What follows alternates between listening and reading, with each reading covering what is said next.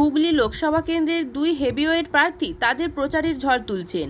উল্লেখ্য, এই লোকসভা কেন্দ্রের গতবার বিজেপির অভিনেত্রী প্রার্থী লকেট চ্যাটার্জি জয়যুক্ত হয়েছিলেন। এবার লকেট চ্যাটার্জির বিরুদ্ধে প্রতিদ্বন্দ্বিতা করছেন আর এক অভিনেত্রী তৃণমূলের রচনা ব্যানার্জি।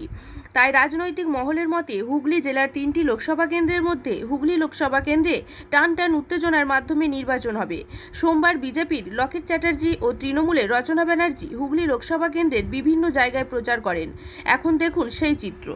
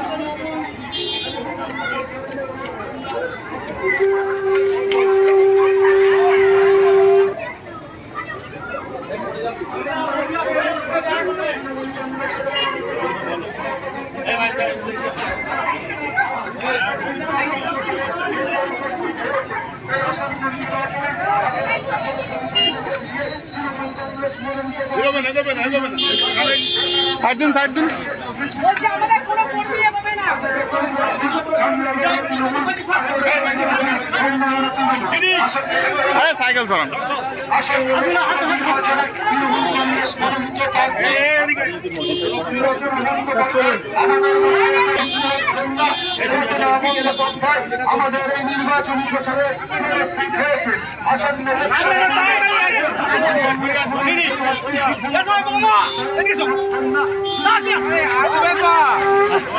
दीदी दीदी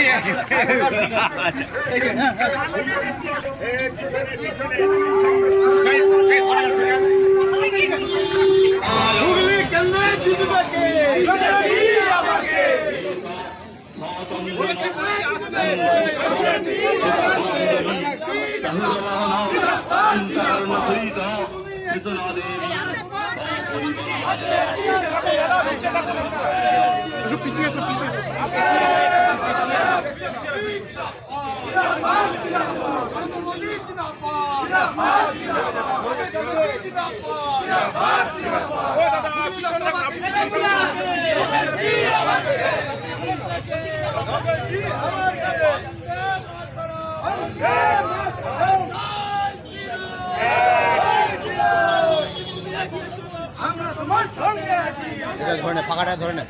মানুষের প্রচুর সাড়া এবং আমি পুজো দিতে এসেছিলাম, মাসিদোলার পুজো চলছে, মানুষের প্রচুর সাড়া। মানুষ এখন একটাই জানে জয় শ্রীরাম, মানুষ এখন একটাই জানে পদ্মফুল।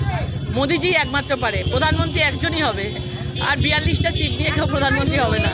রচনা বন্দ্যোপাধ্যায় আজকে প্রচার শুরু করেছেন, দ্বিতীয় দিন তার সিঙ্গাগড়ে তিনি জানিয়েছেন যে হুগলি পুনরুদ্ধার হবে, হুগলি পুনরুদ্ধার হবে রচনা ব্যানার্জি জানিয়েছেন, কি বলবেন?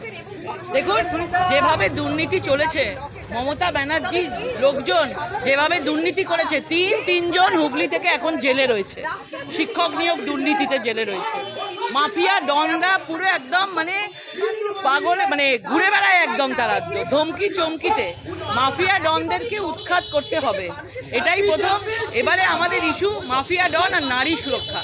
মহিলা মুখ্যমন্ত্রী হয়ে মহিলাদেরকে কোনো সুরক্ষা দেয়নি, সন্দেশখালির ঘটনা সামনে এনে দিয়েছে।